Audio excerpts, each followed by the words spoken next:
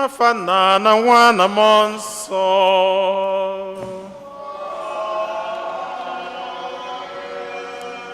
Ka ngọzi nke Onyenwe anyị Jesu Kristi na ịhụnanya nke Chukwu Nna na ịdịkọ n'otu nke Mmụọ Nsọ na-enye dịrị unu niile.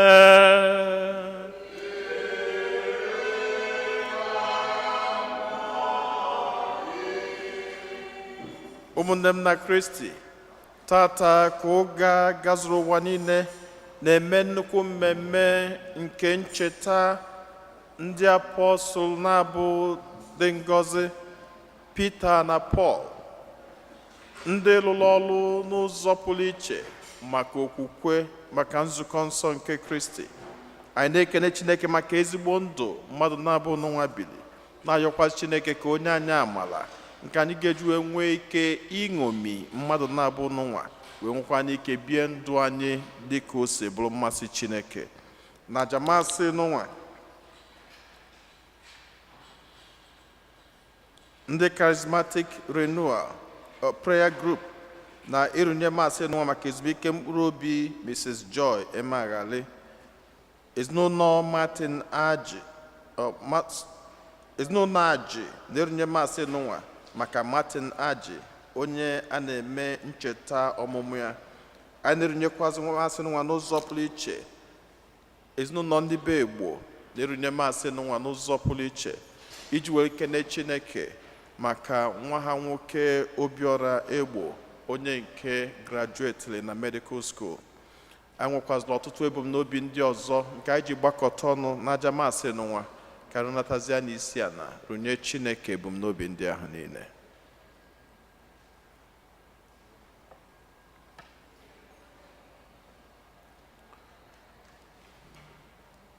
Ụmụnna, ka anyị kwado onwe anyị nke ọma maka nnukwu emume nke Eucharistia n'ụwa site n'ikwupụta njọ anyị.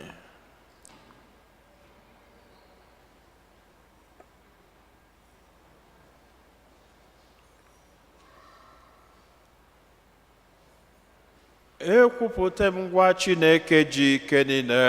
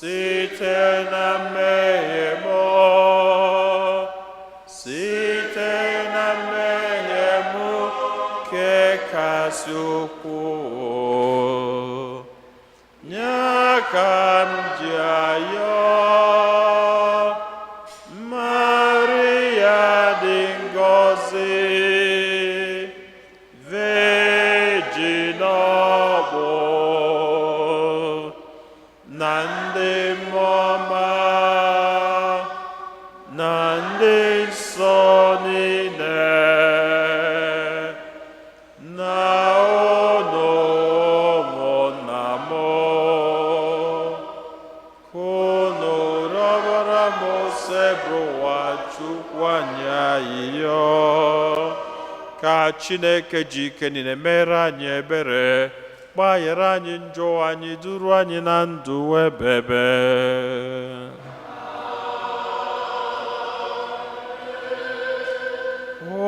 Otito dịrị Chineke n'enu kasị enu.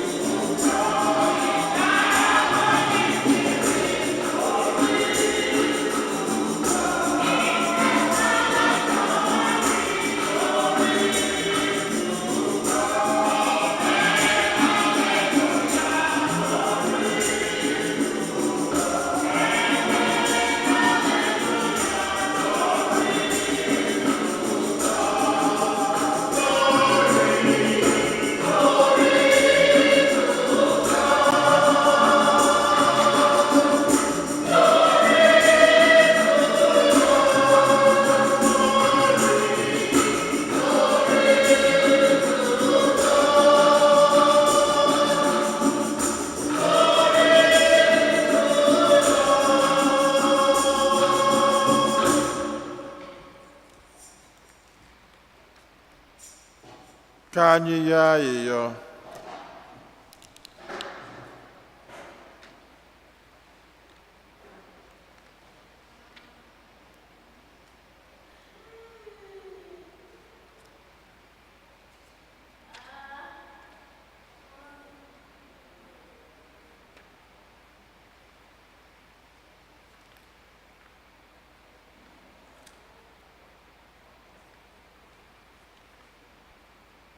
Dị nwenụ biko were ekpere ụmụazụ gị bụ Pita na Pọl dị asọ kpalite mmụọ anyị imere ka nzukọ gị si n'aka ha nweta nghọta mbụ banyere onyinye nke eluigwe, mee ka anyị site na arịrịọ ha nweta enyemaka nke ndụ ebighị ebi. Anyị yọrọ nke a site na dị nwanne anyị Jesu Kristi nwa gị, onye gị na ya dị ndụ na-achị n'ịdịkọ n'otu nke mmụọ nsọ, otu Chukwu site n'ụwa ta ụwa niile.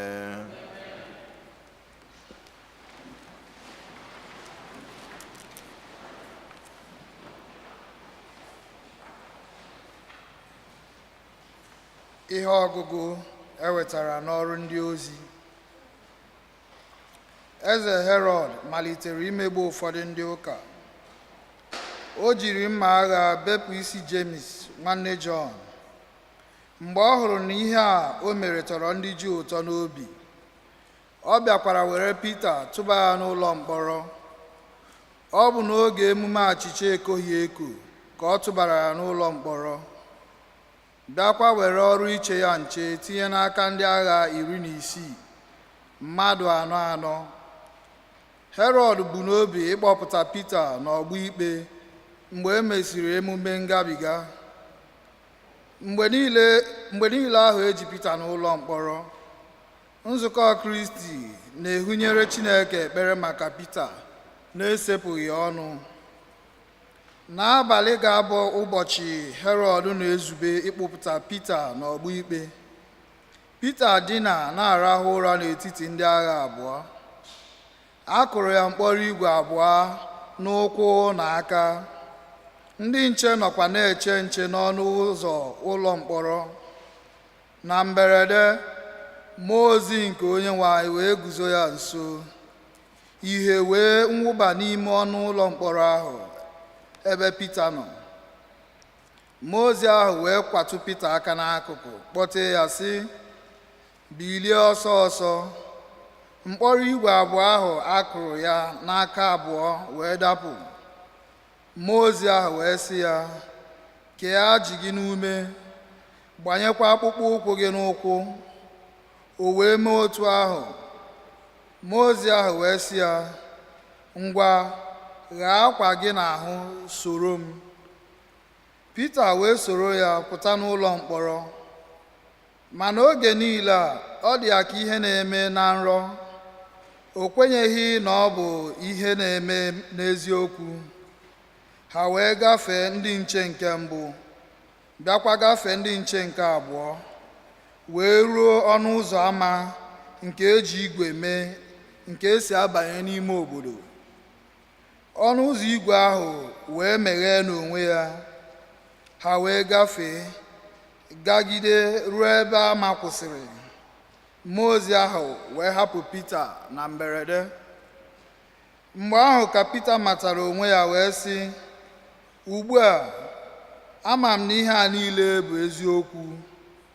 Onyenwe anyị zitere mmụọ ozi ya n'ezie ka o wepụta m n'aka Herọd na n'ihe ike nke ndị Juu zubere ime m. Okwu nke osebruwa.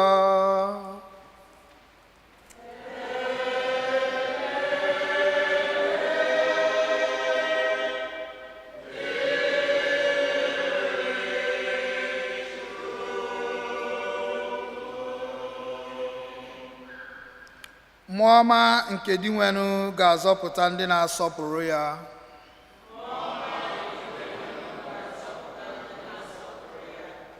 Aga m agọzie Onyenwe anyị mgbe dum. Aga m akpọ otuto ya n'ọnụ.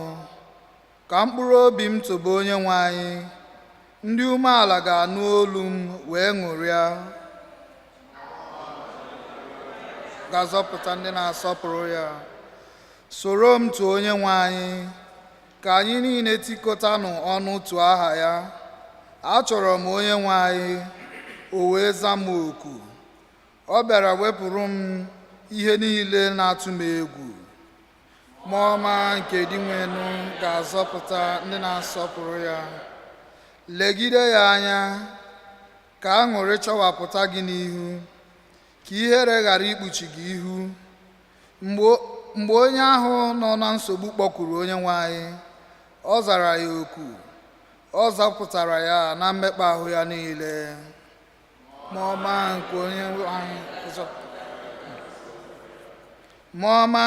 onye nwe anyị gbara ndị na-asọpụrụ onye nwe anyị gburugburu iji gbapụta ha. Detu onye nwe anyị ọnụ ka ịhụ na ọ dị ụtọ.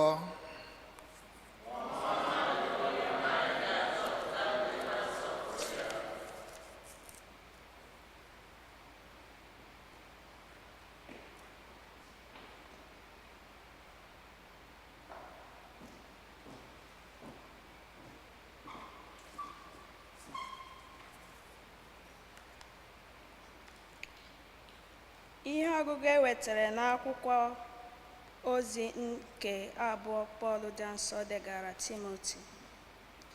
Ihe m na-atụ anya ya ugbu a bụ okpu eze nke ndị ezi omume Chineke dobere m. Ebidorie iwufu m otu esi awụfu mmanya eji achụ àjà. Oge ụla m eruola. Alụchala m ọgụ ahụ, agbaruola m ọsọ ahụ na njedebe. Akwụdosiri m ike n'okwukwe ahụ. Site ugbu a gawa, okpueze ahụ a na-enye dike ọgụ na-eche m. Ụbọchị ahụ onye nwe anyị, onye ahụ bụ okpe ikpe ziri ezi, ga-enye m okpueze ahụ. Ọ bụghị naanị m ka ọ ga-enye ya, kama ọ ga-ewerekwa ya nye ndị niile ji obi na-anụ ọkụ na-atụ anya mgbe ọ ga-apụta n'ebube. Ma onye nwe anyị guzoro m n'akụkụ. Ọ bịakwara gbaa m ume ka m bụrụ ihe o ji mee ka ọrụ ukwu ka m bụrụ ihe o ji mee ka ọrụ ikwu okwu Chineke wee zuo oke, ka mba niile wee n'ụzọ oziọma. Ọ bụ ihe a kpatara eji gụpụta m na ọnụ ọdụm. Onye nwe anyị ga na-agbapụta m na mbọ dum a na-agba iji merụọ m ahụ. Ọ ga-echekwaba m ka m ghara ibute ihe mmerụ ọbụla, bịakwa ji aka ya kpọbata m n'alaeze eluigwe. Ka otito na ebube dịrị ya ebighị ebi ebighị ebi. Amen. Okwu nke usekwu ụwa.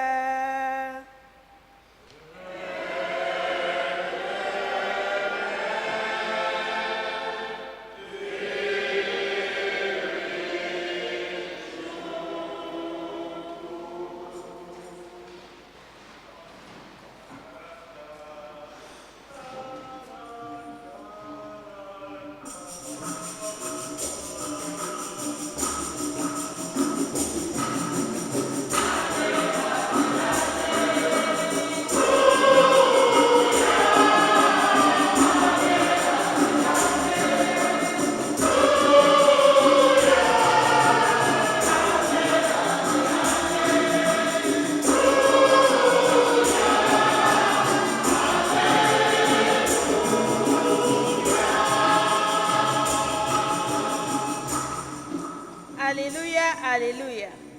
Gị bụ Pita, na ụlọ ukwu nke a ka m ga-ewukwasị nzukọ m.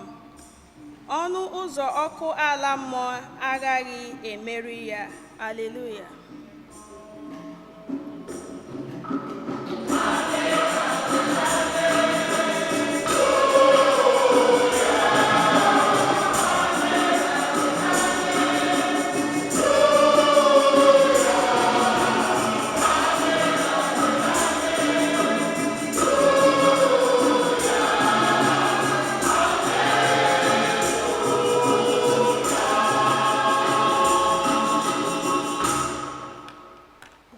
onye nwe anyị nọnyelu ụdọ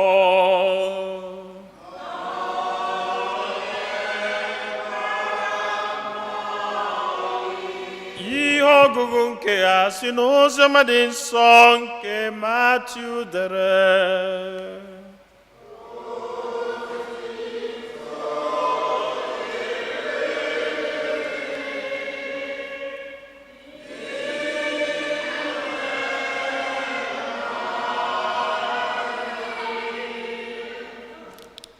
Mgbe Jesu bịaruru ọnụmara Sizaria Filipai, ọ jụrụ ụmụazụ ya sị, onye ka ndị mmadụ na-asị na nwa nke mmadụ bụ? Ha wee zaa ya sị, ụfọdụ na-ekwu na ịbụ Jọn omee mmiri Chukwu, ndị ọzọ na-ekwu na ịbụ Elaịja, ndị ọzọ na-ekwu na ịbụ Jeremaya ma ọ bụ otu n'ime ndị amụma mgbe ochie. O wee jụọ ha nke ha sị, onye ka unu onwe unu na-eche na mụ onwe m bụ? Simon Pita wee zaa ya sị, ị bụ Kristi, nwa Chineke dị ndụ. Jesu zaa ya sị, Simon nwa Jọn, ngọzi dịrị gị, n'ihi na ọ bụghị mmadụ nkịtị kpughere gị ihe a, kama ọ bụ nna m nke bi n'eluigwe. Pita, ana m agwa gị, ị bụ nkume. Elu nkume a ka m ga-ewukwasa nzukọ m, ọnụ ụzọ ọkụ ala mmụọ agaghị emeri ya. Gị ka m ga-achịnye mkpịsị igodo nke alaeze n'igwe. Ihe ọbụla ị ga-ekedo n'agbụ n'elu ụwa, a ga-ekedo ya n'agbụ n'eluigwe. Ihe ọbụla ị ga-atọpụ n'agbụ n'elu ụwa, a ga-atọpụ ya n'agbụ n'eluigwe. Oziọma nke osebruwa.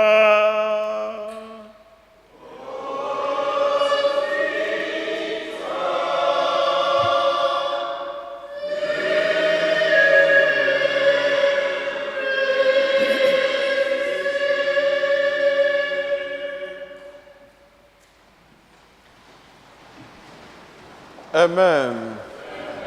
Otodrinu Jesu, onye jisi ike, onye gbakata ghalụ. So ndị unu ga-enyela aka tata erika. Ndị a ga-enyela aka tata erika. Ihe niile gbasara m na-emetụ Chukwu n'obi. Echiche udo, ọganiru ka ọ na-echere m, ọ gaghị ekwe ka echiche ndị ilo mezue. Amara Chineke ọ bara ụba n'ebe m nọ. Gbasara m na-emetụ Chukwu n'obi. Echiche udo, ọganiru ka ọ na-echere m, ọ gaghị ekwe echiche ndị iro mezue. Chineke ọ bara ụba n'ebe. Ihe niile gbasara gị na-emetụ Chukwu n'obi. Echiche udo, ọganiru ka ọ na-echere gị, ọ gaghị ekwe ka echiche ndị iro mezue. Amara Chineke ọ bara ụba n'ebe nọ. Gbasara na-emetụ Chukwu n'obi. Echiche udo, ọganiru ka ọ na-echere m, ọ gaghị ekwe ka echiche ndị iro mezue. Amara Chineke ọ bara ụba n'ebe anyị nọ. Amen. Ọ dị ka ọ na-achaji taa.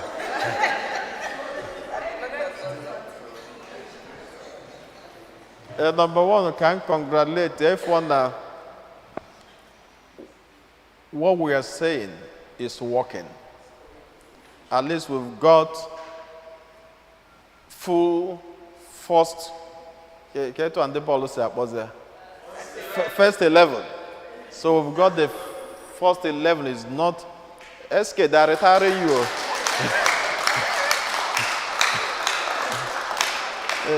The kids are saying, SK, you better retire. That we are here to take over. Which is so beautiful. So at least we have the first 11 here, doing their own thing. At least I was even surprised Solomon could play the long one, which is good. And then even the other Solomon is dancing around the drums. And so that's so beautiful. All of you, you're doing great. So I greatly appreciate that. The good side of it, there is nothing as beautiful as giving praises to God. St. Augustine says, he who sings well, prays twice. And so he who beat the drums, prays twice. So you're doing something marvelous for God, all of you. And especially my consistent altar servers. I went to her graduation. Muna, I was in her graduation. Yeah, she just graduated. And she won lots of awards. Yeah, and not just graduating in mid-school, she comes to Mass to serve at Mass. Dutifully, which is beautiful. And Oji is going to be one of her medical doctors very soon. Yeah. And she has even done half of her college stuff in high school. So her college is going to be boom. And we get there. We have another medical doctor up there. But look at it. Comes to Mass, she didn't need anybody to tell her. She heads straight to serve at Mass. That's what we are talking about. You cannot show pride to God. Who are you? It's God we are talking about. It's no human being. You're not serving the priest. You're serving God. God in heaven. That's what we're talking about. So I'm so grateful to all of you for your dedication, and thank you for your service. Like you're in the military, I thank you for your service. It's all good. It's all good. Okay. So tata ka anyị na-eme nnukwu mmemme Peter na Paul dị asọ. Ị na-anya n'ụka, amarọ m ị ga-echeta, adịrọ nsọ na enwego sent apart from Mary or Joseph. Adịrọ nsọ na enwego sent emelu mmemme ụbọchị ụka. Ama m onye ga-echeta nwene. I don't think na enwego sent a na-eme mmemme on Sunday. Ọ bụrụ Sunday ka sent ọbụla dabanyelụ ebupụ afa ha mee ordinary time or Easter. Mana olu nke Peter na Paul akanye na Sunday maka no ihe melo edeji wee megene benwe. Then another ajụjụ ị ga-ajụkwa bụ keduzi ihe eji tinyezi Peter tinyekwazi Paul? Why did the church combine both? Why? Ọ bụkwa big league. Ima na ball when they were big league, when they were small league, when they nnukwu. So ndị nke a bụ ndị nnukwu, and apart from that they are the big leagues. Both of them were the leaders of the church from two fronts. So from which front? Peter was the head of the church overall. Ọ bụ na icheta mgbe enwe crisis among the Gentiles. Ọ na-akpọtụ ebe niile, ha sị mba ka anyị jee Jerusalem, ka anyị jee jụọ ase ndị mụ ihe ha na-ekwu. Kedu onye je jụọ ase? Peter na ndị ya na ya nọkọ. Peter wee sị na anyị anụchaghị ihe niile unu kwuru na ihe unu ga-eme. He sat on the seat of authority. Wee sị na ihe unu ga-eme, menụ nke a, menụ nke a, menụ nke a. N'unu mee ya, now you have done everything well. Ọsọ ka Chineke gọzie unu.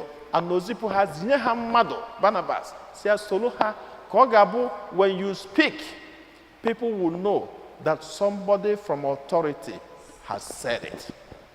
So Peter was the head of the church. Now, keduzebe Paul Banyelo. Paul Banyelo, Makano Paul is the head of the Gentiles. He's a Jew. Manewapo Paul. If there is no Paul, there is no you. In parenthesis.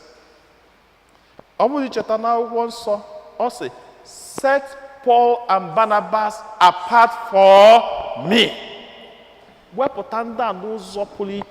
Because I have a special mission for them. And what is that special mission? I am sending them to the Gentiles. Who are the Gentiles? The Gentiles are non-Jews. Just like Ebonye Osaga above onye Igbo say anyamere. Okay?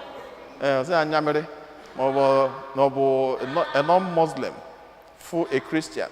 Or an infidel. So for a Jew, a non-Jew is a Gentile. And what is a Gentile? A Gentile bụ onye amara Chukwu. A Gentile bụ onye amara Chukwu. And so na ha nwa bụ ndị Jew bụ ndị ma Chukwu. Mana ihe lizili ndị ọnụ bụ na ha nwa ma Chukwu. Maka na Chukwu gwara Moses okwu pụrụ na-eje gbadata. Mana ndị nke ọzọ amara Chukwu abịakwazie mgbe Peter jere na be Cornelius. Mmiri Chukwu na-eme ndị ọzọ. Peter mee mmiri Chukwu na be Cornelius. Mmụọ nsọ ahụ na-adakwasa ndị Juu megene dakwasa na be Cornelius.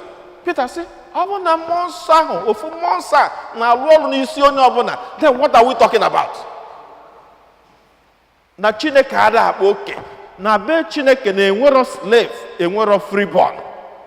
Na be Chineke, everybody is one. And so, these two persons became the center of the church. They became the pillars of the church. They spreaded the message of Christ to every nook and cranny of the world. Through both of them, the power and the authority of Christ was maintained, and the message of Christ was preached through the two. And in Rome, if you go to Rome, so many of us, I think this is something, that we may also think about organizing a pilgrimage as a group. Because we have a lot of beautiful sites. I've been to Rome once. I've been to Israel twice. I will really high in the Bible. If you are so privileged to travel to Rome or travel to Israel, the Bible will make more sense to you. When they said that Jesus was in the Sea of Galilee, and you see yourself in that Galilee. Galilee, Jesus, I say that Jesus Galilee, they no mmiri. You know, nekwaze nwoge na enu mmiri Jesus Galilee, even though you need to go mmiri. But you see those things. You're saying na station na nkwusi nke mbụ Jesu wee daa ada nke mbụ, asị na ebe ahụ ọ dara ada nke mbụ. You know, you will just be a renewed person. So, Dr. Nna and the leadership, this is something, SK, this is something we'll think about. Also, we're going in the next 2 years, whenever, but it's something we can do as a group and co-opt other people who may also want to be interested. We go on a pilgrimage. We see things real, the way they are. And about St. Peter's Square, if the mantle of authority of Peter, upon this rock, I shall build my church, and the gates of the netherworld will never prevail. Okute. Even you will also see the graveside. The graveside of Peter, na Rome. Peter died in 64 AD. If I'm correct, 64 AD. Kedo Ebu Peter? Ebu Peter was Emperor Nero. Nero killed him. Now, it goes like Hogo Nkembo, the first major attempt to kill him, and that was done by Herod. At this point, Herod had already killed James. Obusira James. Ofuna ima ndị mmadụ kpọrọ asị. When people hate you, then ofu onye wepụta obi si ọkwa onye a na ya ga-akụ ya ọkpọ, ọkụtacha gị ọkpọ, ndị mmadụ akụọla ya aka. Akụọla ya aka ọsị oke, ọ dị ka ihe ọtọrọ ndị ụtọ, ka ya je kpọtakwazie nwanne ya ka ya mee gịnị, ka ya gbutọpụ. So ihe o mezi bụ o je kpọrọ Peter. Every plan has been there because they knew that as soon as they destroy Peter, then the church will shake. Herod arrested him, put him in jail. They've already planned their court. How to, kangaroo court. Kangaroo court. By the time the mumbo jumbo, then and that's it. But now when man is planning, God is also planning. Awevu chukwa. Chianye dendu we chianya ngura nguchacha. Chianye dendu we chianya ngura nguchacha. Chigi dendu we chiga ngura nguchacha.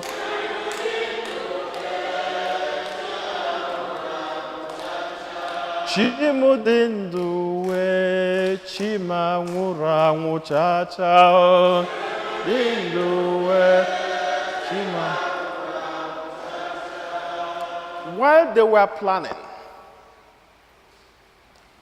Peter na alarola, and he was waiting, come and wake me up, because he was tied, chained. Mount guards all over him, so that he will never escape this one. He was sleeping. They just said, God, unto your hands I commend my spirit. Sleeping. The angel came and tapped him. Peter, Peter, get up. He looked, what's going on? I said, move, follow me. And Peter moved, following the angel. Gagide. You know, something can happen. Peter was thinking, is this real? Or am I sleeping? What is going on? The whole chains in his hands were all broken. Everything untied. And the angel took him, and got him out.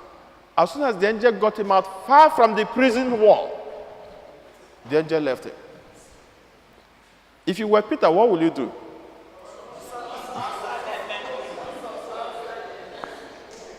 Before they will go and hide in their mother's bed, under the bed. But what happened? As soon as Peter was released, Peter went to another town and continued the preaching.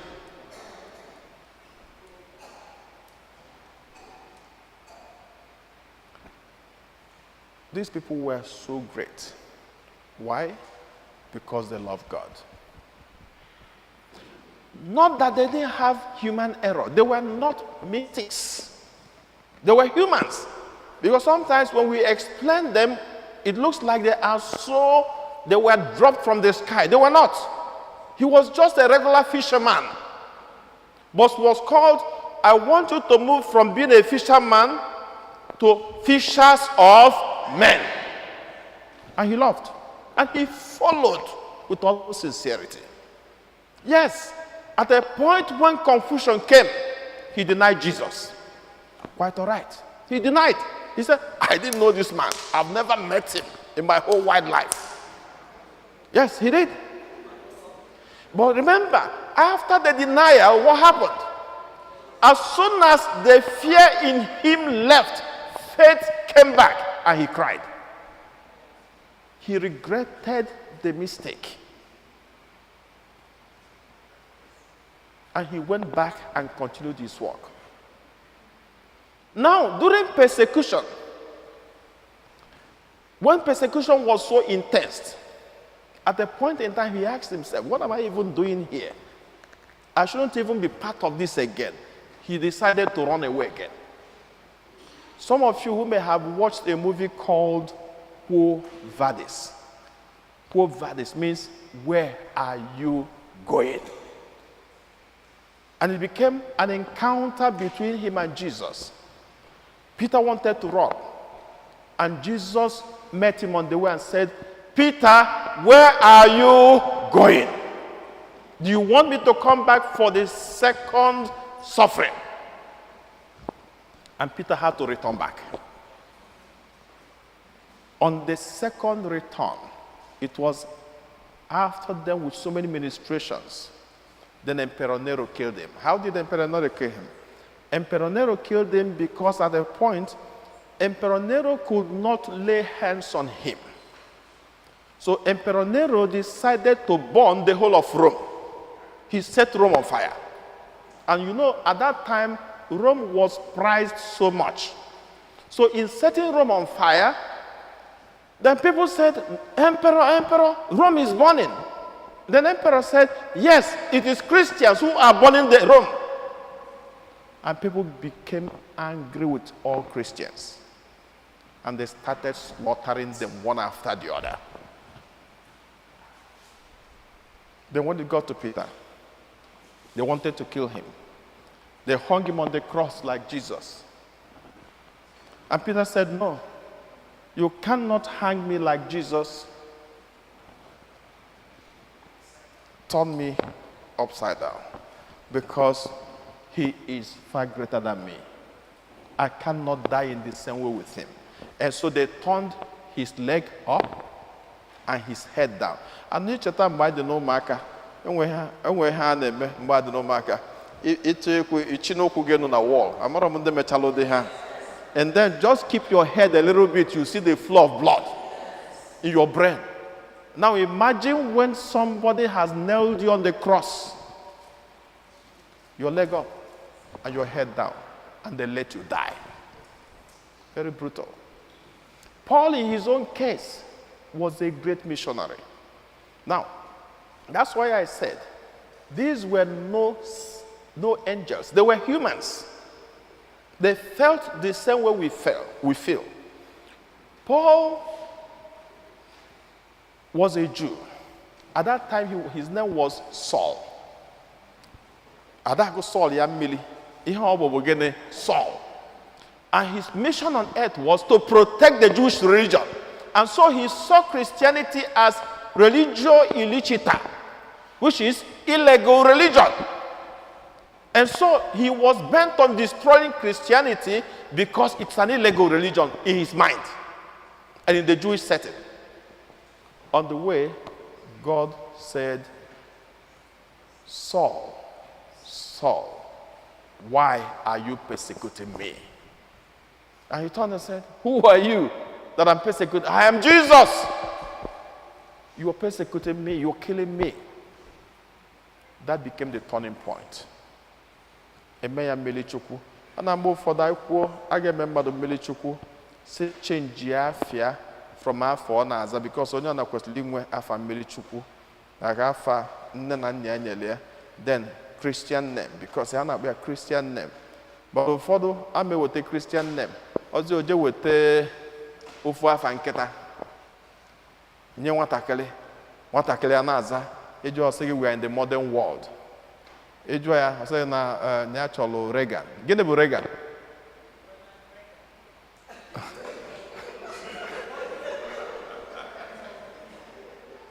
Look at it.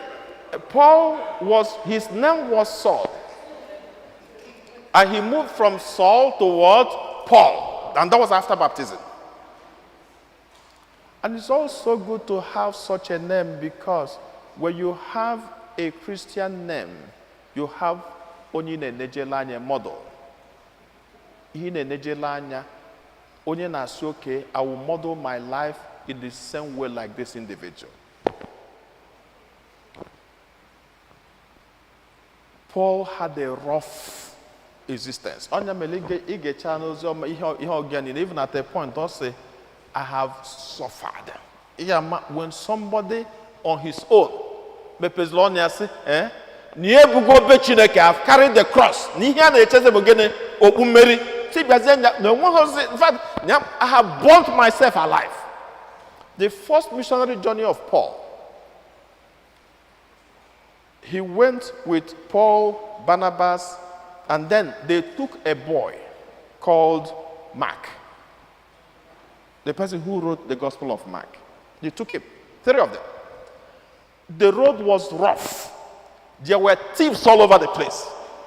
There was no car, there was no horse, there was no flight, there was no shoe, there was nothing good. They were hungry. And where were they going? They were going to preach to people who don't even understand what they were talking about. No background. People were making fun of them. Sometimes they encounter thieves. Sometimes they encounter bad people in the village.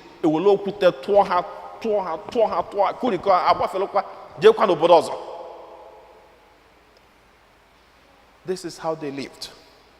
Eventually, Paul was persecuted in the 67 AD. He died for the sake of Christ. Ijekwana Rome, he was given a place of honor for his missionary zeal. And so, what do they teach us?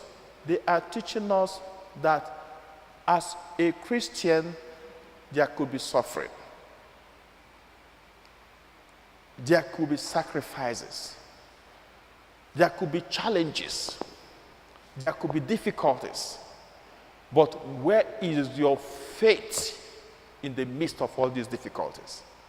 They were able to withstand the difficulties because of enormous love they have for Jesus. Jesus ju Peter say, Ojuromazia say, onye kande mad na sinamobo. And Peter answered it. He wanted to test their faith.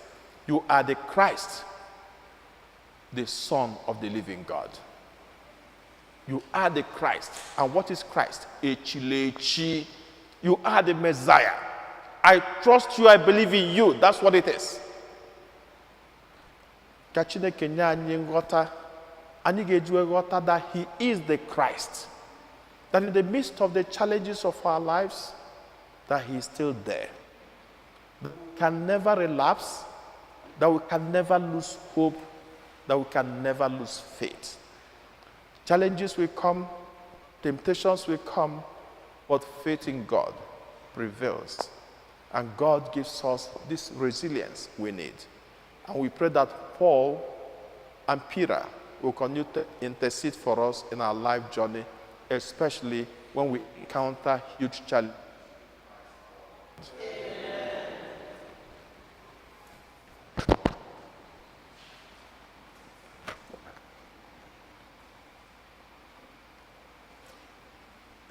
Ekwem n'otu Chineke.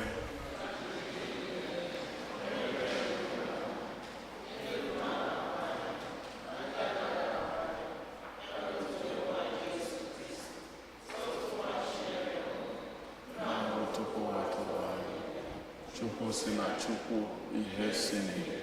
Eze Chukwu si na Eze Chukwu, amara ya ahụ. Bụ otu ihe ha ji bụrụ Chukwu. Onye si na ya mee ihe dum, onye maka ihe anyị bụ mmadụ, na maka ihe nzọpụta anyị, si n'eluigwe gbadata, ụlọ arụ na Virgin Maria, site na mmụọ nsọ, ọ bụrụ mmadụ, abịa kpọgbuo ya n'obe n'ihi anyị, n'oge ọchịchị Pontius Pilate, ọta ahụhụ ọnwụọ enye o bilitere n'ụbọchị nke atọ ka akwụkwọ nsọ siri kwuo, ọrọgoro n'eluigwe, ọrụ n'aka nri. Ọ ga-abịaghachi ọzọ n'ebube ya, ikpe ndị dị ndụ na ndị nwụrụ anwụ ikpe. Onye ọchịchị ya na-enweghị njedebe, ekwe nna mmụọ nsọ, na-enwe anyị na-enye ndụ, onye si na nna na nwa pụta, onye a na-esekpụrụ na-etokọdo ya na nna na nwa, onye si na ndị amụma kwuo okwu. Ekwe m n'otu nzukọ nsọ Katọlik na apọstọlik, ekwupụta m otu baptizim nke mgbaghara njọ.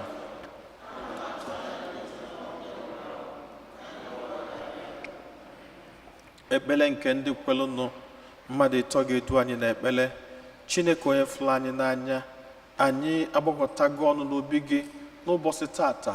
Anyị na-eme nnukwu mmemme nke ncheta ndị dị asọ Peter na Paul. Anyị na-ayọ ka iche ntị ma nụla anyị.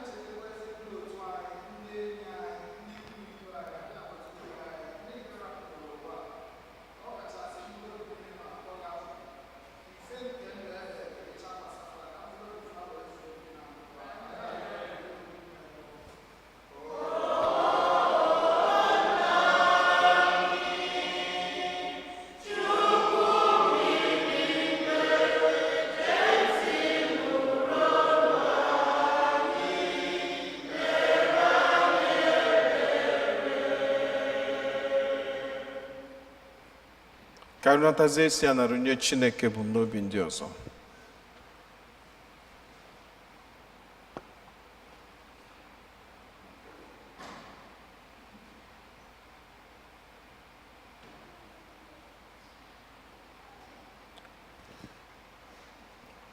Anyị na-echetakwazị n'ụzọ pụrụ iche nwanne anyị nwaanyị Joy Emeaghalị na-ayọ ka mkpụrụ obi ezuru ike na ndokwa. Anyị na-echetakwazị nwanne anyị nwoke nke anyị na-ekene Chineke n'isi obi egbo na-ayọ ka ọlụ n'ụwa bọọlụ dị mma Chineke bidogo na ndụ ya ka ọ lụlụọ ya n'isi. Na-echetakwazị Martin Aji onye na-eme birthday na-asị ka Chineke nalụkwazị nwatakịrị n'ụwa na-edue na-agbazili ya. Ihe ndị a niile ka anyị yọrọ ma kwe na ị ga-emela anyị karịa ka anyị pụrụ ịyọ gị site na Kristi onye nwe anyị.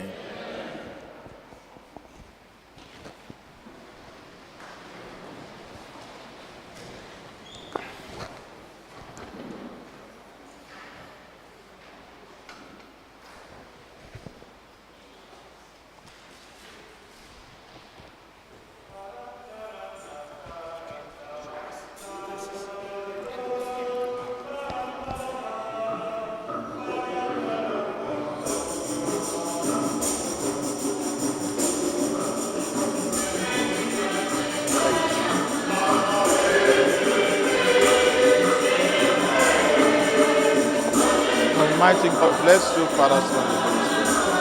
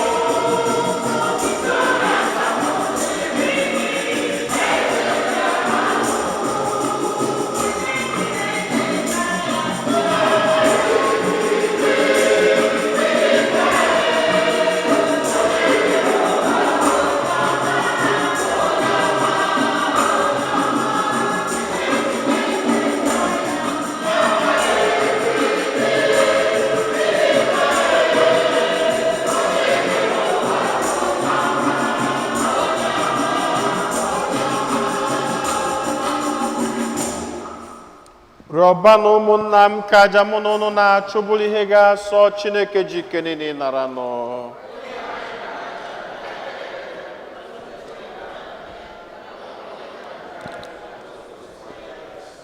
Onye nwe anyị biko mee ka ekpere ụmụazụ gị sonyere onyinye nsọ nke a anyị na-ebute n'aha gị, mekwa ka ọ bụrụ okwukwe dị ndụ ka anyị na-enye gị n'emume aja nke a anyị na-ehunyere gị. Anyị yọrọ nke a site na Kristi onye nwe anyị. Onye nwe anyị nọ n'elu ụdọ.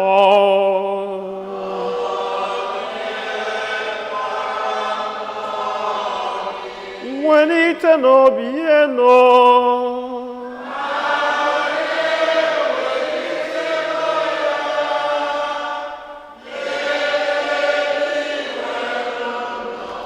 Ka anyị nye n'ụdị nwenụ Chukwu anyị ekene.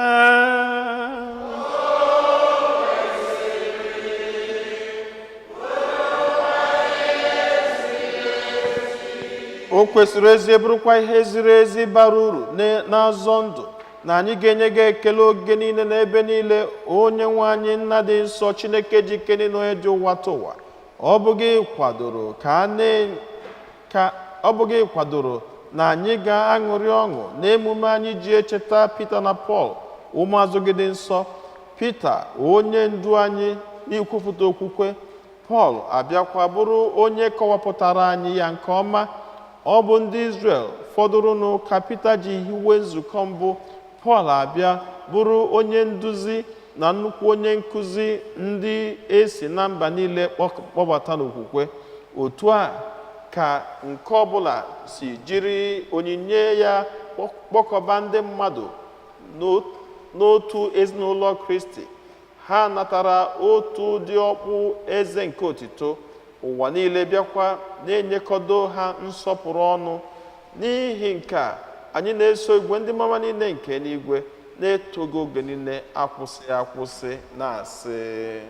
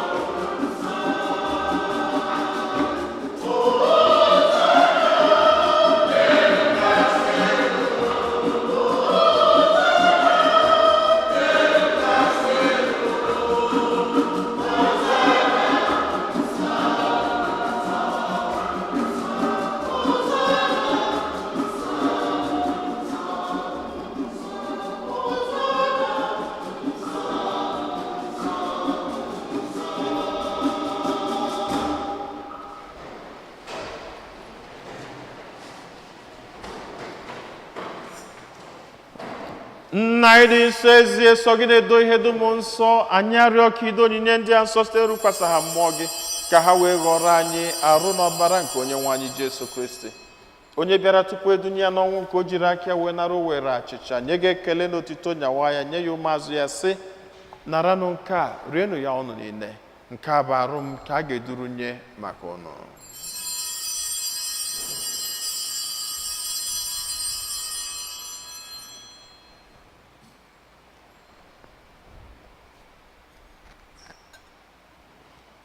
Otu akwa ka o siri mee mgbe ha richara nri anyasị, o buru iko mmanya nyekwa gị ekele na otito, bunye ya ụmụazụ ya, sị: naranụ nke a, ṅụọnụ ya ọnụ niile. Nke a bụ iko nke ọbara m, nke ọgbụgba ndụ ọhụrụ dị ebebe. A ga-agba ya n'ihi nna n'ihi mmadụ niile, ka e were gbaghara njọ. Na-emenụ nke a na ncheta nke m.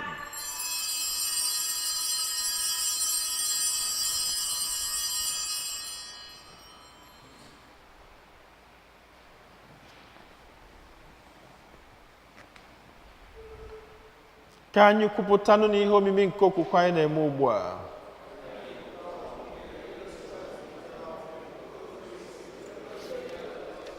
Nna, na ncheta nke ọnwụ na mbilite n'ọnwụ nke nwa gị, anyị ebunye gị achịcha nke ndụ na iko nke nzọpụta. Anyị na-ekele gị n'ihi na ị kwere ka anyị dị mma ikwuru n'ihu gị na-efe gị. Anyị ji ume a na-arịọ ka anyị bụ ndị na-anata arụ n'ọbara nke Kristi bụrụ otu site na njikọ nke mmụọ nsọ. Nna, cheta nzukọ gị gazuru ụwa niile, menụ ka ịhụnanya gị jupụta ya. Gọzie mpope anyị bụ Leo na bishọp anyị bụ Robert na ndị ofe ọlta gị niile. Chetakwa ụmụnna anyị ndị ji okwe wega na ezumike nke ọnwụ, kpọbata ha na ndị ọzọ niile nwụrụ anwụ na ihe nke ebube gị. Biko meela anyị niile ebere ka anyị soro Virgin Maria dị ngọzi nne nke Chukwu na ndị apọstụl na ndị nsọ gị niile ndị mere uche gị na wee keta ndụ ebebe. Ka anyị sorokwana ha na-eto gị na-edo gị ebube site na Jesu Kristi nwa gị.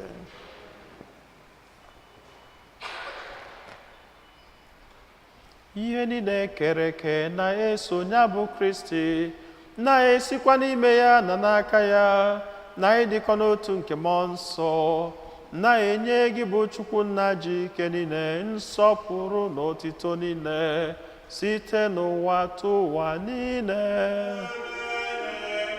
Amen, amen. Blessings and glory, wisdom, thanksgiving, and honor, power and might belong to our God forever and ever. Amen.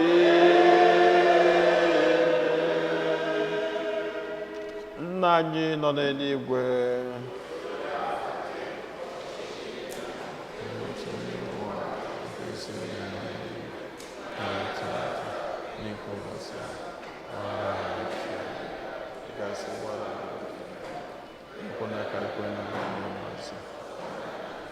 zọpụta anyị na-arịọ gị, osebụrụwa n'ajọ ihe niile, were ebere nye udo n'oge nke anyị site n'inye aka ebere gị ka azọpụta anyị niile na njọ oge niile. Anyị were gbanahụ nsogbu niile, were nchekwube dị nsọ na-atụ anya maka mbịaghachi nke onye nzọpụta anyị Jesu Kristi. Onye nwe anyị Jesu Kristi, onye gwara ndị apọstụl gị, udo ka m na-arapụrụ n'udo nke m ka m na-enye unu, elekwana anya na njọ anyị, kama lekwasị anya n'okwukwe nke nzukọ gị. Nye ya udo na ịdịkọ n'otu mgbe niile ka uche gị siri chọọ, gị bụ onye dị ndụ na-achị ebe ebe. Udo nke osebụrụ ụwa dịrị unu mgbe niile.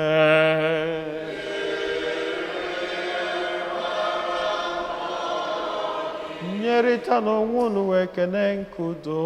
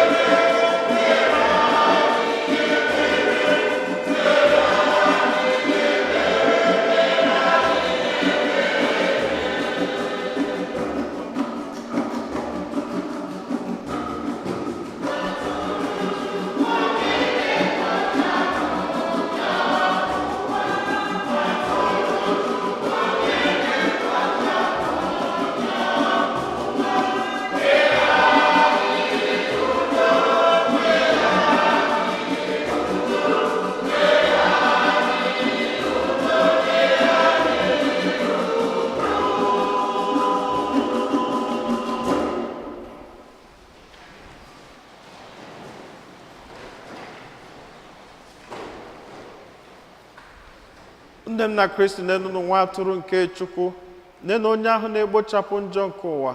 Anyị niile nwekwa onye isi ọma bụ ndị akpọ n'ori nke nwa atụrụ Chineke.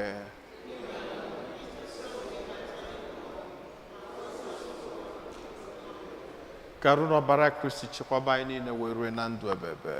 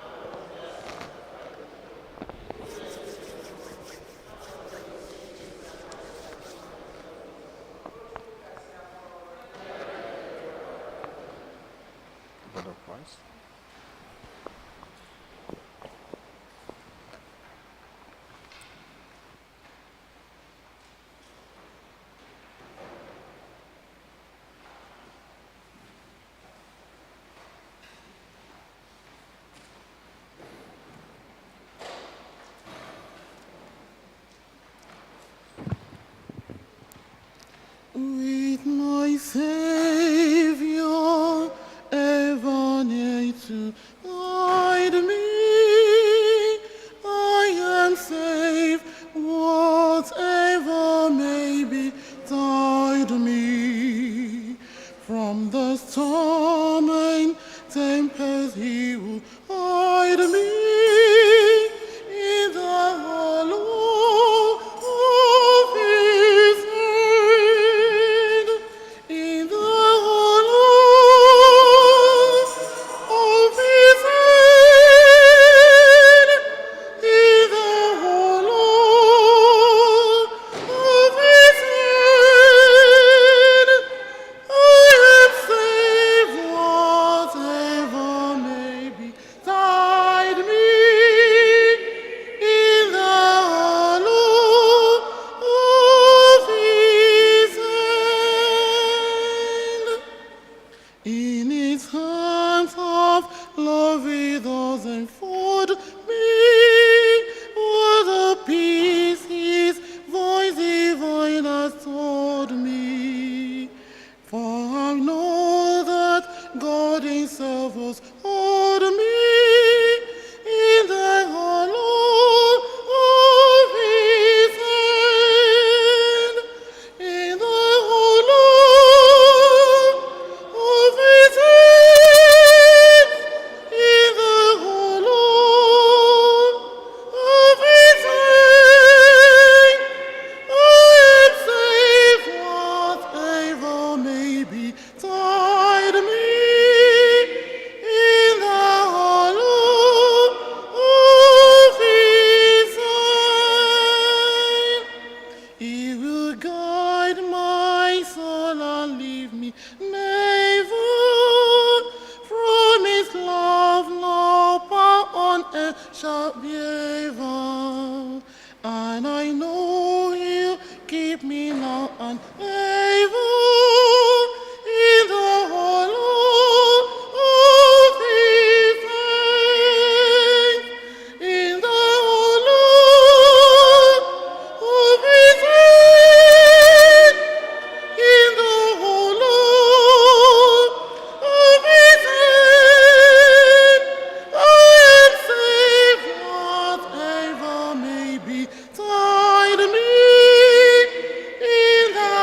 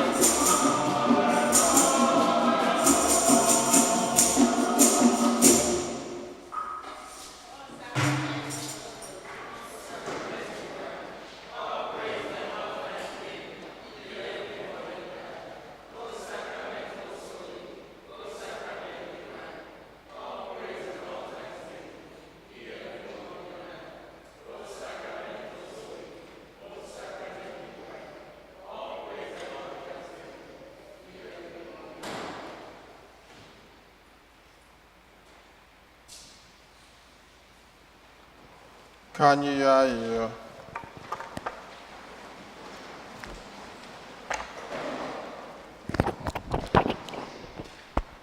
Onye nwe anyị, ijirila ihe ọgbụgba ndụ nke a gbaa anyị ume, biko mee ka anyị were ụdị mmekọrịta nke a anyị na-eme n'ime nzukọ gị nọgidesie ike na ịnyawa achịcha na nkụzi nke ụmụazụ gị, si otu ahụ mee ka anyị guzosie ike n'ịhụnanya gị, bịakwa bụrụ otu obi na otu mmụọ na Kristi. Ayọrọ nke a site na Kristi onye nwe anyị.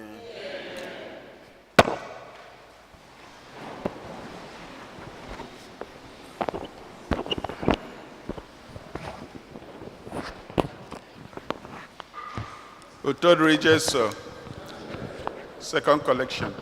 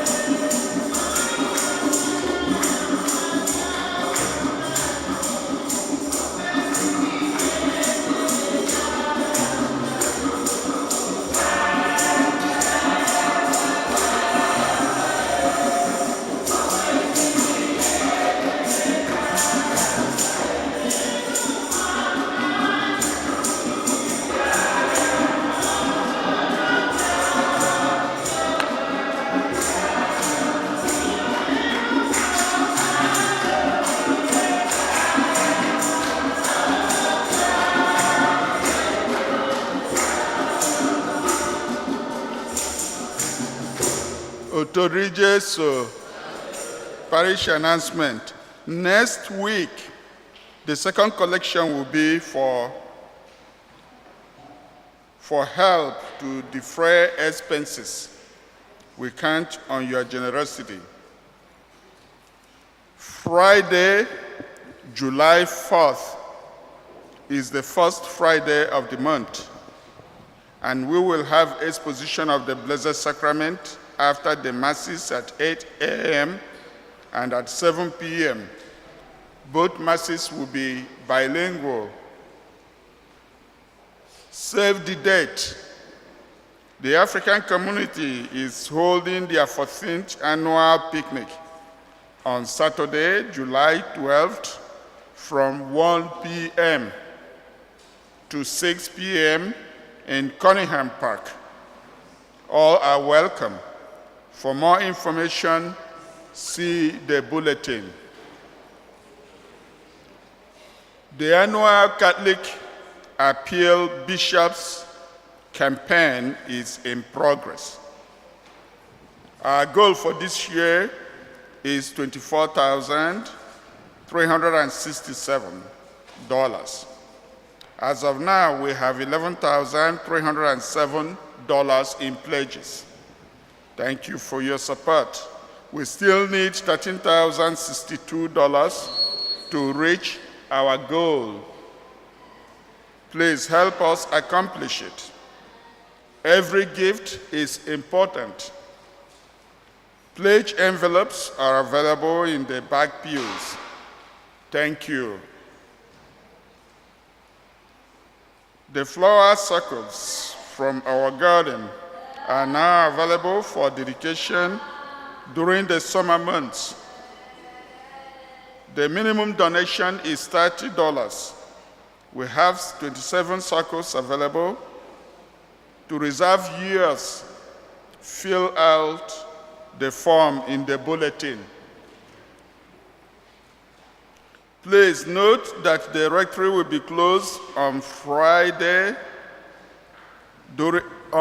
Fridays during the summer month. During the summer, the whole summer, we invite everyone to join us in praying the 1000 Hail Marys devotion on Saturday, July 12th, following the 8 a.m. Mass. Dear community, we respectfully ask that If you arrive late to Mass and the priest is already giving the homily, or we are in the moment of the consecration, please wait patiently in the back of the church until the priest has finished. Once that sacred part of the Mass is over, you may proceed to your seat with reverence. We sincerely thank you for your understanding and cooperation. Respecting these moments is a sign of faith, devotion, and consideration for God and your fellow parishioners.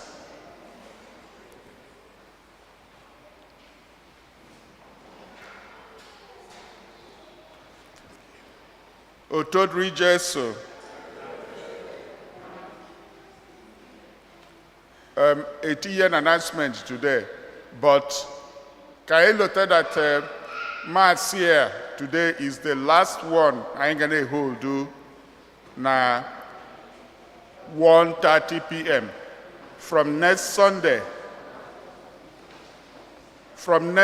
Mass, our Mass gonna will say 1 p.m., not 1:30 p.m. Please note it. From next Sunday, Oru Church Sunday Gabiano, Abiakola Church 1:30 Mwamba Basrala Mass. Mass I give half an hour earlier. That is at 1 o'clock. Otodri Jesu. Because I always say this, and we're for procession. I wanted 2 groups today for special procession. I didn't call up anybody. And we're for procession because I know a church.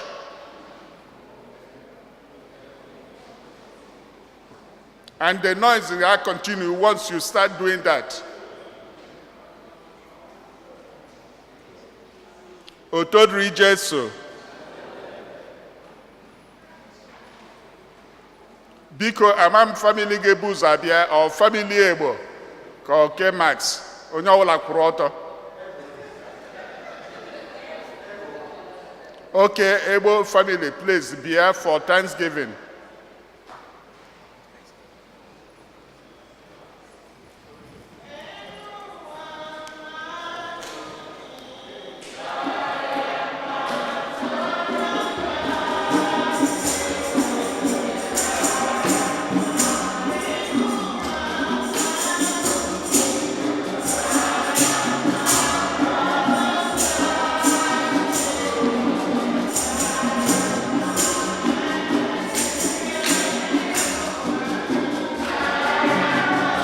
What I got a blessing of graduates? Huh? What I got a blessing of graduates?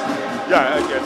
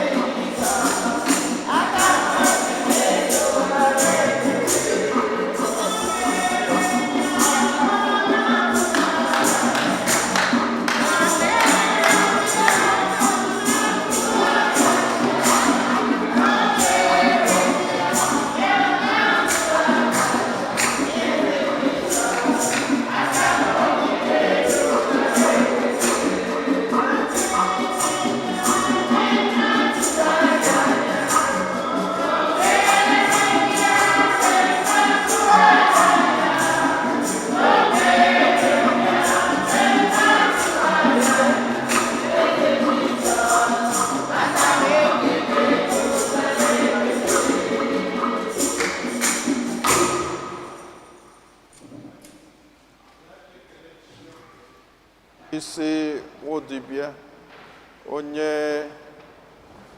gụrụ akwụkwọ mana akwụkwọ adịrịzi akwụkwọ adịrịzi ya bụrụzie ndị otu anya ike agwụgwokwu anya ya adịgogo retired and tired mana egokwu nke ndị dọkịta nke a nerekatazi exam nerekata ọ dịka onye isi na-achọ ịgbaka mana Chineke mere ebele deta ihe so nwee dọkịta so na ihe a na-echezi bụ residency o jezie residency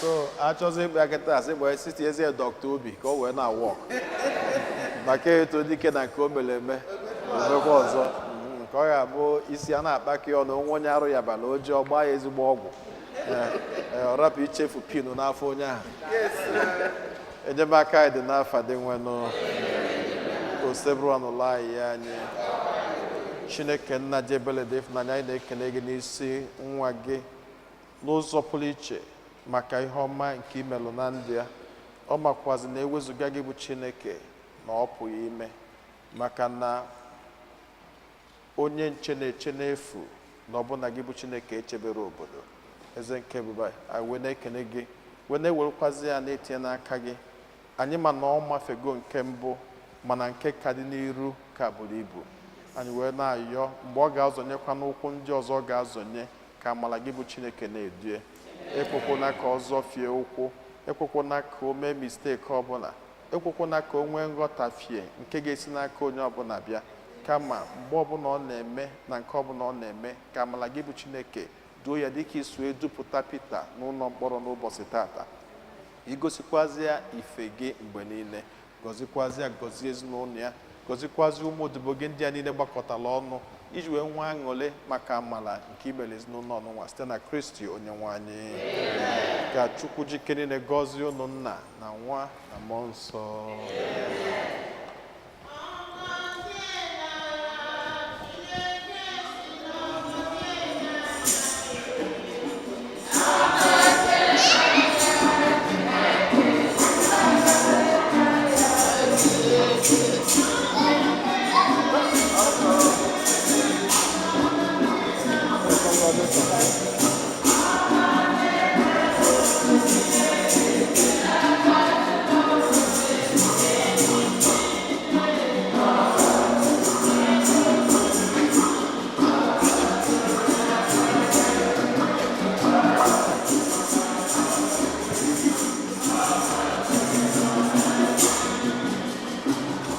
Otodri Jeso. Once again, congratulations, Dr. Ezora Ebo. Obiora, Dr. Obiora Ebo. Ndibe Max, Biko Botano Martins, Biana Rangozi.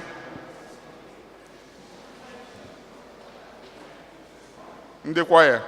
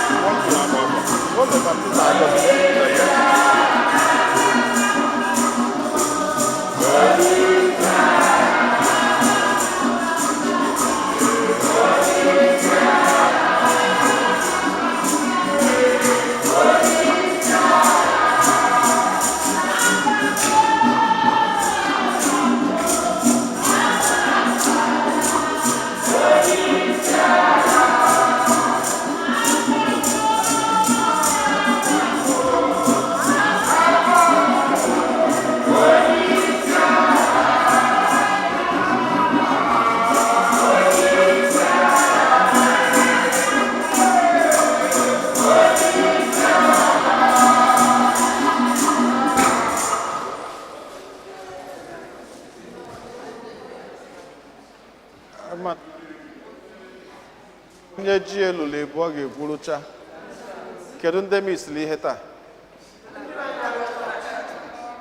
Maka ọ ga-eme eme taa. Ha nwa ga-esi ite n'ehihie a, anyị ama esi ite n'ehihie a. So ha ga-ata afọ, ya ma ata afọ. Alright, so anyị na-ekele Chineke maka ọmarịcha nwa ọfụ o nyere anyị. Onye nke a 1 year ka ọ na-eme ihe a.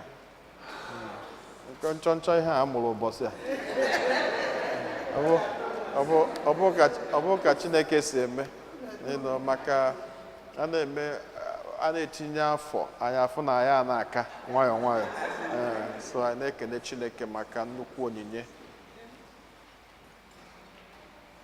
Chineke onye fụrụ anyị n'anya, onye nyela anyị onyinye nwa n'ụwa, ka ọ bụrụ ihe ga-eweta nnukwu ọṅụ n'ezinụlọ ndị be aje, ka ọ bụrụkwazị ihe ga-eweta nnukwu ọṅụ na kọmuniti anyị. Anyị na-ekene gị maka na inyere anyị ya.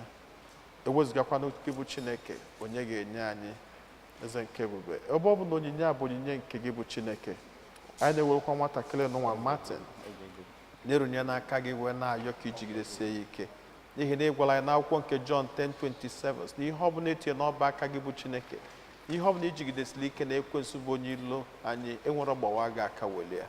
Anyị wee na-ayọ ka ijigidesie Martin ike, ka ime ka ọ bụrụ nwata ga-eto n'egwu nke gị bụ Chineke, ka ime ka ọ bụrụ nwatakịrị ọ ga-abụ mgbe ọbụla anyị nekwasara ya anya anyị na-enwe aṅụrị, ka ime ka ọ bụrụkwazị nwatakịrị nke anyị ga-eji wee sị n'ezie na gị bụ Chineke dị anyị mma, ka ị bụrụkwazị nwatakịrị nke anyị ga-eji wee mechaa n'ọdịnihu wee tụọ ọnụ wee sị n'ezie na ihe ọma nwa mmelụ kọmuniti anyị, na ihe ọma nwa mmelụ ezinụlọ aji, na ọ bụ gị bụ Chineke melia. Anyị wee na-asị ka ị bịa n'alụzie Martin ma gọzie ya, gọzikwazi ezinụlọ ya, gọzikwazi ikwu na ibe ndị gbakọtara ọnụ dịka ikwu na ibe si gbakọta ọnụ mgbe a bịara ego John the Baptist afa, isikwazi n'ụzọ ahụ wee gọzie ikwu na ibe John. N'ọfụ ka nna yọkwazi ka ị gọzikwazi ikwu na ibe Martin, ndị niile gbakọtara ọnụ inye gị ekene n'ụzọ pụrụ iche n'ụbọchị tata, n'afa Nna na Nwa na Mmụọ Nsọ.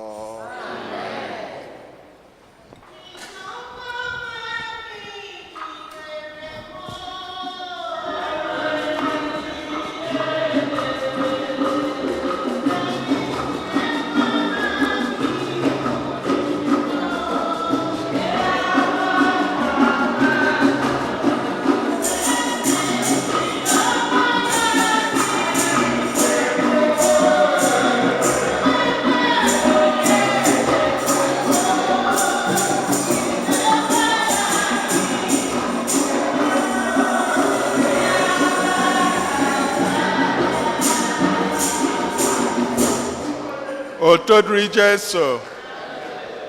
Here are all the last Sunday of the month. So the youth and young adults,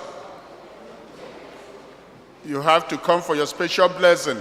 And remember, again, Tao can make the special blessing for all our all the graduates from this year's programs at all levels. I give me after this one. So the youth and young adults, come for your special blessing. The choir.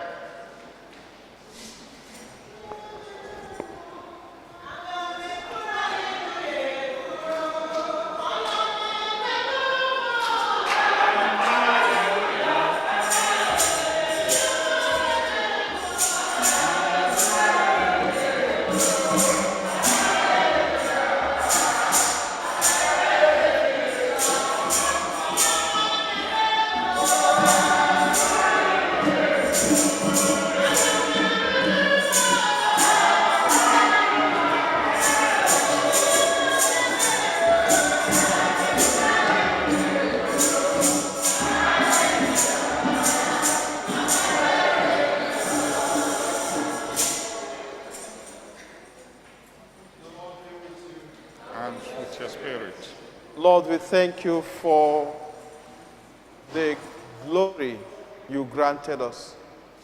When you created man, you said multiply and fill the earth.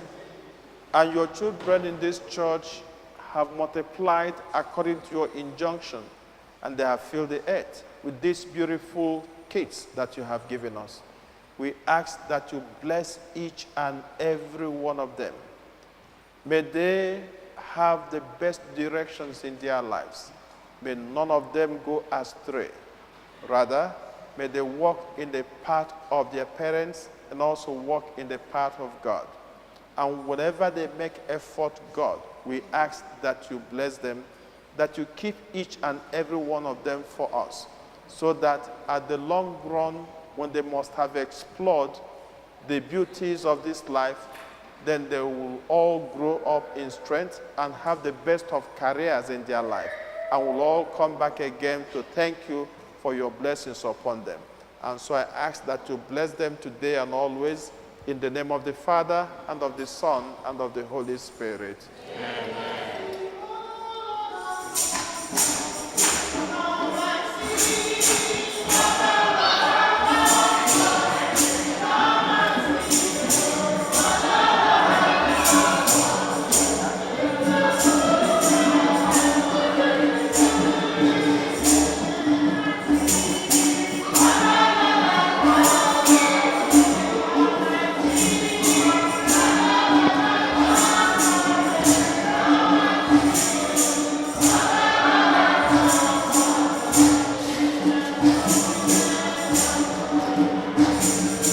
Otorijeso, if you graduated from any program this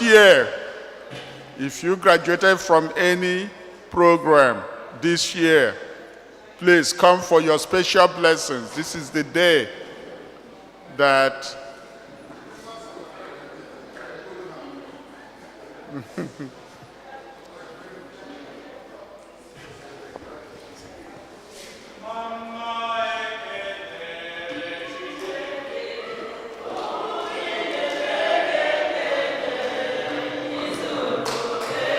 Are you graduating? Huh? Your mama graduate.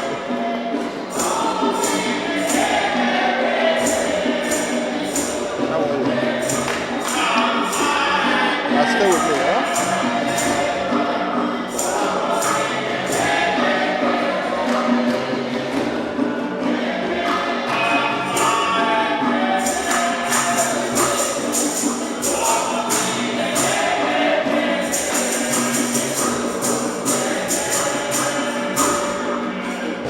Who are those graduating from college?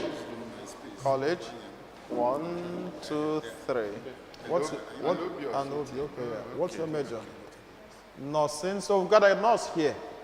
Yeah. With biology. So we've got a biologist here. Oh my goodness. This is another super one. This is medicine and surgery.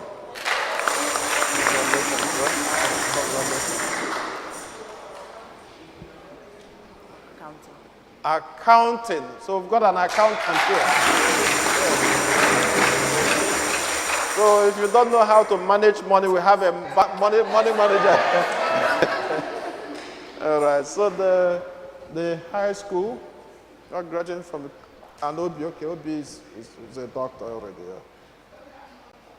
Yeah, so we have 2 doctors now. Am I right? We got 2 doctors. Yeah. What I graduated high school? Okay. So what college are you going to? University of Buffalo. Upcoming. So what's your major?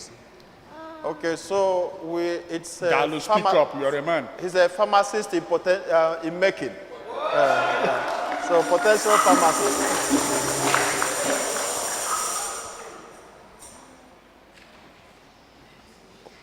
What's your major?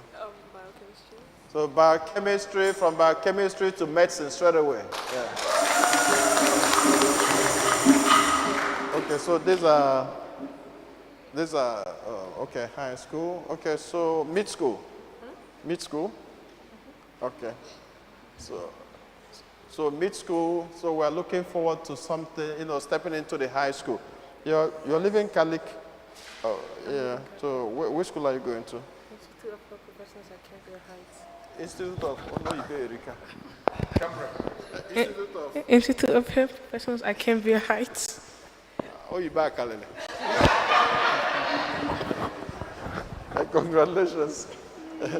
So, which school are you going? I'm going to Benjamin Benneker. Huh?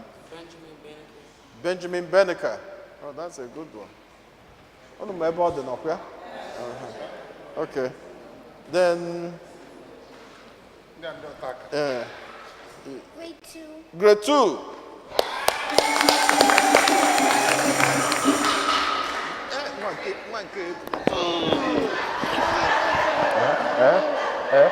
So, you want to go to your mommy. So what school are you graduating from? Yeah, she graduated from Sacred Heart, but she wants to go to her mommy. All right, okay, let me bless you. Huh? Let me bless you. In the name of the Father, and of the Son, and of the Holy Spirit. Amen. Oh, did I ask you? Okay, sorry, come. Where are you graduating from? Huh? Hero High School. So you're getting to Hero High School or you're graduating from there? Okay, so what college are you going to? Eh? Okay, beautiful. Oh, okay, Hofstars. Okay. What course? Nursing. So we got a potential nurse here. Yeah, thank you. Lord God, we thank you for your children who have gathered before you. Lord, you are the maker of everything. You are the blessing itself. They are all standing before you in thanksgiving for the blessings you've already granted them, for the feat they have all achieved at this point. Lord, we know that they are all beginning. This is an end to another beginning. We ask that you be with each and every one of them. May they continue to aspire higher and higher. And those of them who are about to get into a more challenging academics, that you bless them, you open their minds, you give them the strength that they need. May your blessings never depart from them. We promise you today and always that we will always speak of your glory and will always speak of your blessings before everybody that we encounter through Christ our Lord. Amen. Almighty God bless you, Father, Son, and the Holy Spirit. The Lord bless you.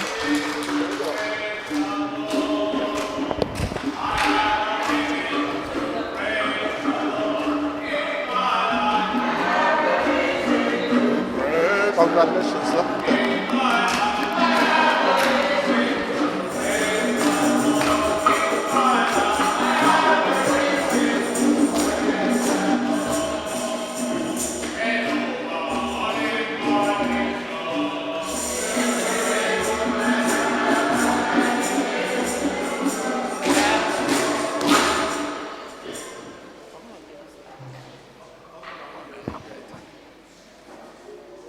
Fortunata! Fortunata! Unu bụ ezigbo ụmụ nwanne. Unu nwere ofu obi. And I'm so happy to be in your midst. O nwere surprise m nyere my sweetheart not beside me here. All the secret. Onweghị onye Fortunata expose the secret. And emesịa ewe mee ya ọfụma. Unu wee bịa kwado anyị n'ụzọ pụrụ iche. Ihe dịka unu akọkwa na mbiko. I love all of you. I love you. Thank you so much. Thank you. Oto dị Jesu. Oto dị Jesu. Ihe tụrụ m n'anya bụ na amakwụ m na ndị otu anyị bụ born again nwee ike iso na that conspiracy. Ma onye isi anyị na charismatic. My father, I know we have met several times. Everybody hid it from me. So because ana m ekene unu. Mana ihe mfụ bụ na that conspiracy was too much for me. Mana ana m ekene unu na-ekene unu rie nne n'afọ my family na-asị unu daalụnụ daalụ n'ihe unu mere anyị, because I was surprised seeing everybody, and I was saying, so that everybody know about this except me. Except me. So because I thank all of you for the support and the love unu showed to us. Thank you very much.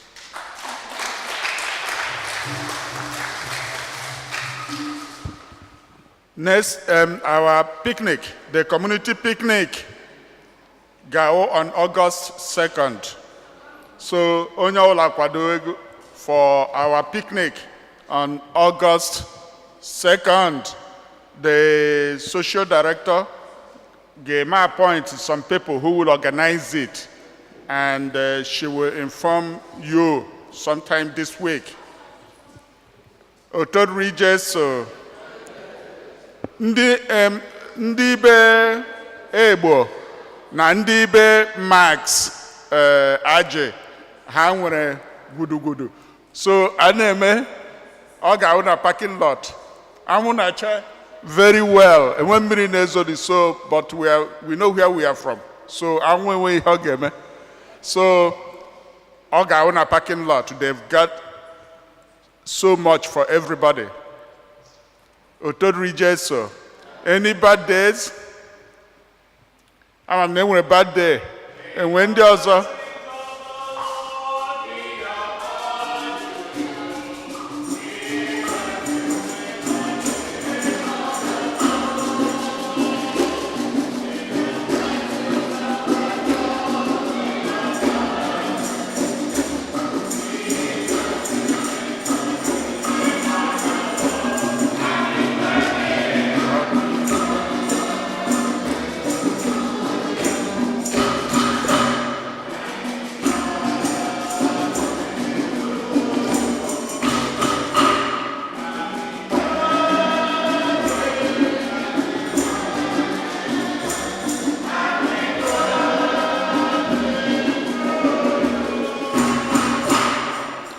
anniversaries.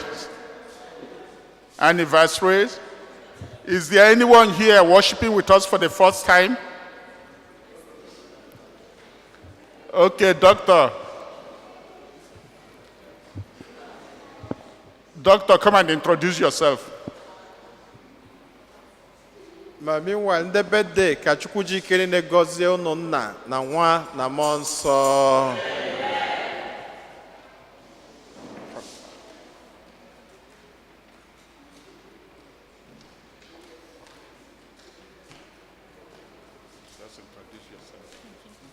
Good afternoon, brothers and sisters. I am Dr. Wanebi Nwako Chelsea Ezini. My uncle and auntie are Mr. Anthony and Mary Jane Nwako, and it's my pleasure worshiping with everyone here today. Thank you very much for the warm welcome, and I look forward to seeing you all during my short stay here, so thank you. Otitodri Yesu. Okay, so I have Patricia Okuchinwako. Onye kuchara okwu kita nwa m nwanyị nke obere. I just graduated from medical school in Nigeria. So I visit nwanne di m Anthony Nwako na nwunye ya Mary Jane Nwako. So we are here on a visit. Thank you and God bless you all.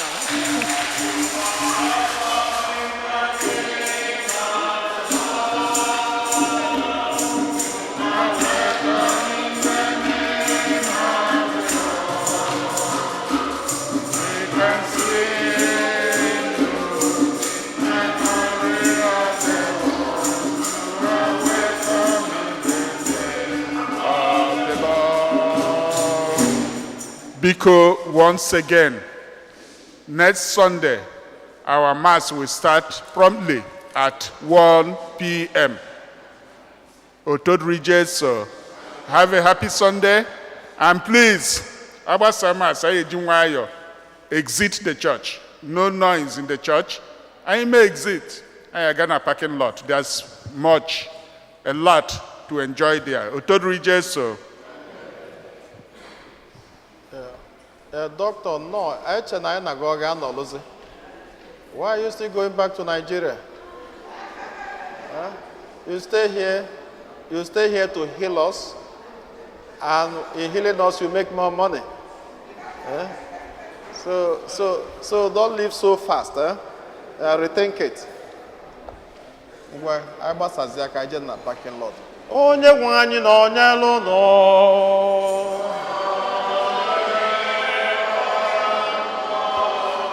Ka Chukwu ji ike niile gọzie unu, Nna na Nwa na Mmụọ Nsọ.